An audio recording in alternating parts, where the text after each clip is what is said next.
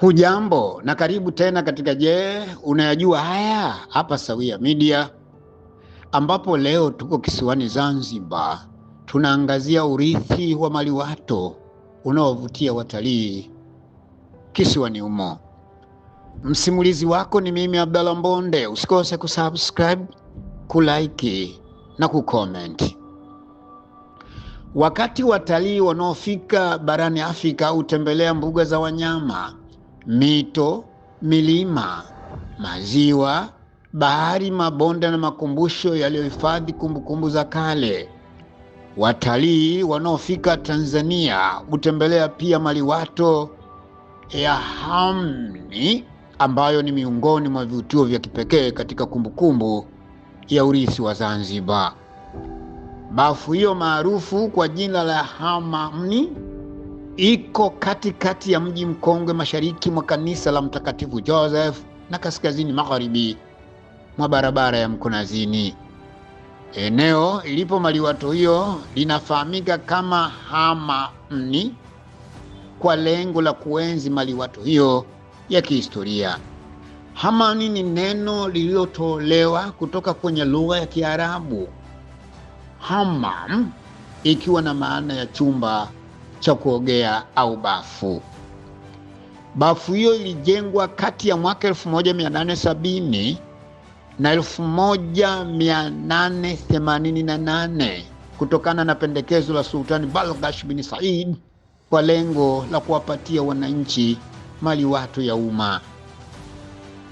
Ingawa sultani alikuwa na kasri yenye maliwato ya kisasa, kuna wakati alifika kuoga katika jengo hilo kwa lengo la kujenga mazingira ya kuwa karibu zaidi na wananchi. Ubunifu na uzuri wa jengo la bafu hiyo iliyojengwa kitaalamu imesababisha watalii kupenda kufika na kujionea wenyewe kazi nzuri ya usanifu wa majengo iliyofanywa na wataalamu wa kale, ingawa Afrika haikuwa na mwamko wa maendeleo.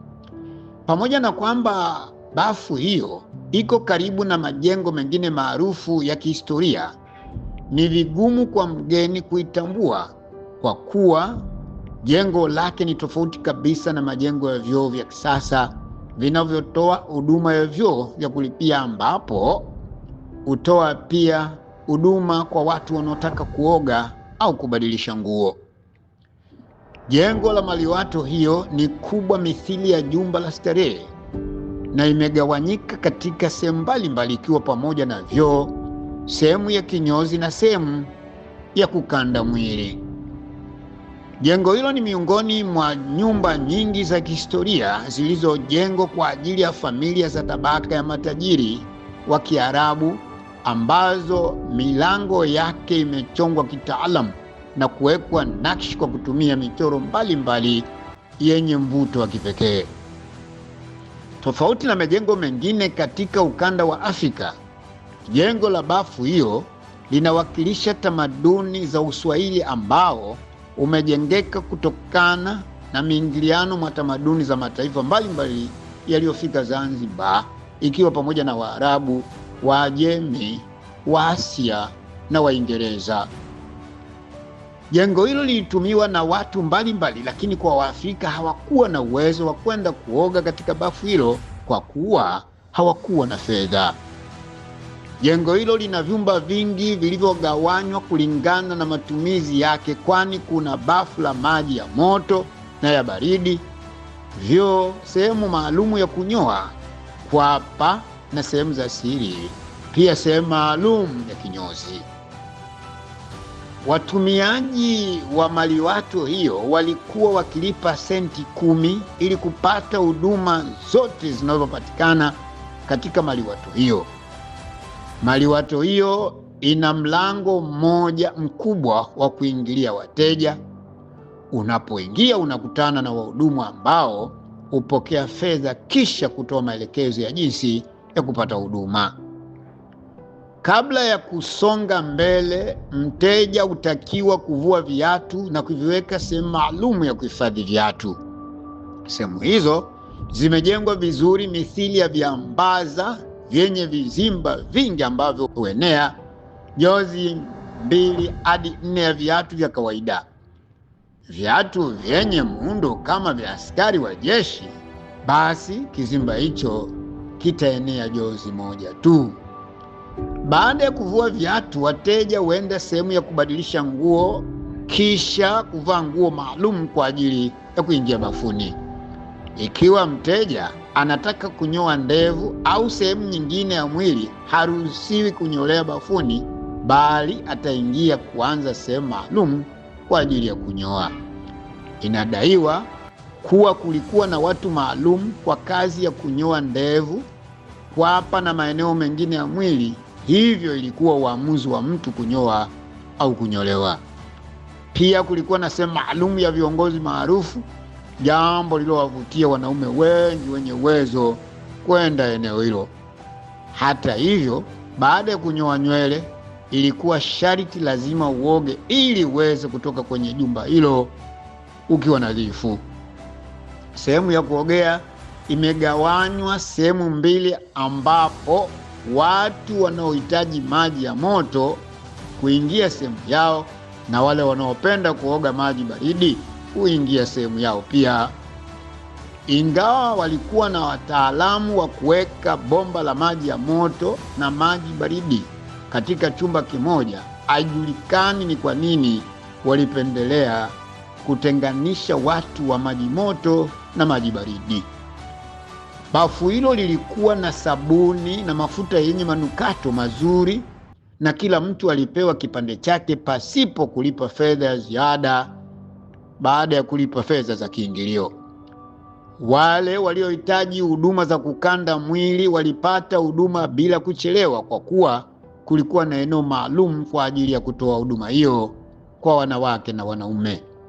Mafuta ya karafuu, zaituni na mafuta mengine kutoka nchi mbalimbali yalitumika kukanda mwili ili kuondoa uchovu unaosababishwa na kazi. Pia bafu hilo lilikuwa na mgahawa maalum kwa ajili ya kuburudisha wateja wake. Baada ya kuonekana nadhifu, watu waliweza kujumuika na wenzao kupata vinywaji baridi au moto na vyakula vya aina mbalimbali. Hata hivyo, haikuwa rahisi kwa mtu kwenda na mkewe, kwa kuwa bafu haikuwa na sehemu maalum kwa ajili ya wanawake. Ili kutoa fursa sawa kijinsia, wanaume na wanawake walipishana muda wa kuingia katika bafu hilo. Simulizi za kale zinasema awali bafu hilo lilitumika na wanaume pekee, kwa kuwa wanawake hawakuruhusiwa kutoka nyumbani. Baada ya muda, wanaume walionekana wasafi kuliko wanawake. Baada ya kubaini kuwa wanawake walikuwa wakifurahia kukaa na wanaume wasafi, wanaume waliona kuna umuhimu wa kuwaruhusu wake zao kwenda kuoga katika bafu la umma ili waweze kuwa nadhifu. Baada ya ombi hilo kufikishwa kwa sultani, waliandaa utaratibu ulioruhusu wanawake kuoga katika bafu la umma, ambapo walipokezana baada ya wiki. Hivyo wanaume wote waliotaka kuoga walihakikisha wanatumia vyema wiki yao, kwa kuwa wiki iliyofuata ilikuwa zamu ya wanawake. Utaratibu huo uliwafanya wanaume waliozoea kuoga katika bafu la umma kukaa wiki nzima bila kuoga. Inadaiwa kuwa hali hiyo ilisababisha baadhi ya wanawake waliotoka kuoga wakwepa waume zao. Hali kadhalika, ilipofika wiki ya wanaume walikaa mbali na wake zao ili kukwepa harufu ya jasho. Baada ya kubaini tatizo hilo, uongozi uliboresha huduma katika bafu hilo na kuanzisha utaratibu kwa wanawake na wanaume kuoga kila siku kwa kupitisha saa kuingia bafuni, ambako wanawake walifika kuoga mchana na wanaume jioni. Baada ya wanawake kuoga, wafanyakazi wa jengo hilo walifanya usafi na kupumzika kwa saa 1 au 2 kabla ya kuruhusiwa wateja wa kiume.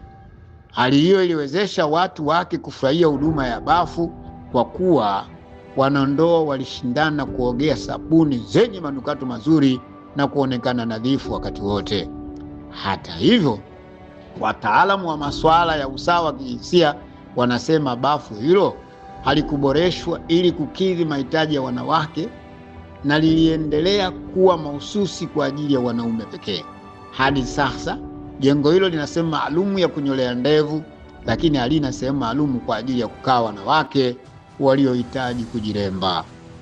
Kwa upande mwingine, wadadisi wa masuala ya utamaduni wanasema jengo hilo halikuwa na eneo mahususi kwa ajili ya wanawake kujiremba, kwa kuwa mila na desturi za Kiarabu haziruhusu wanawake kujiremba wakiwa katika maduka ya vipodozi, hivyo shughuli za urembo hufanyika nyumbani.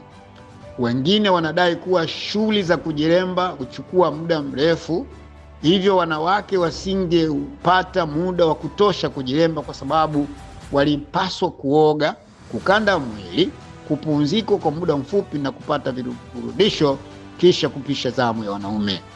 Historia ya matumizi ya bafu hiyo ni urithi kwa kizazi cha sasa na vizazi vijavyo, kwa kuwa inaeleza ni jinsi gani watu wa kale walijishughulisha masuala ya kijamii na kuhakikisha kuwa wanawake wanapata fursa sawa na wanaume ili kuendeleza ustawi wa jamii. Jengo hilo unaweza kutumia na wasanifu wa majengo kwa ajili ya kujenga vyoo na mabafu ya kisasa ili kuboresha huduma ya jamii katika mkusanyiko ya watu wengi, hususan kwenye vituo vya magari ya safari ndefu na fupi, shuleni na sokoni. Jengo la bafu hiyo lina madirisha yaliyozibwa, hivyo hewa na mwanga kutoka kwenye matundu yaliyojengwa juu ya paa kwa ustadi mkubwa. Maji ya moto yalikuwa na hifadhi kwenye sufuria kubwa iliyochimbiwa kwenye chumba maalum, na walikuwa wakitumia makaa ya mawe kupasha maji hayo. Pia palikuwa na kisima kirefu cha kuhifadhi maji na sehemu maalum ya kukinga maji ya mvua. Pia ina sehemu ya kufulia nguo na vyumba kwa ajili ya wafanyakazi. Bafu hilo limetumika hadi mwaka 1964 baada ya Serikali ya Mapinduzi Zanzibar kuifunga na baadaye kujumuisha kwenye makumbusho ya taifa. Kuona ni kuamini. Fanya Zanzibar ukajionee. Ungana nami kwa mara nyingine tena katika Je, Unayajua Haya hapa Sawia Media kwa simulizi za kusisimua na kushangaza dunia. Usikose kusubscribe, kulike na kucomment. Abdallah Mbonde, asante.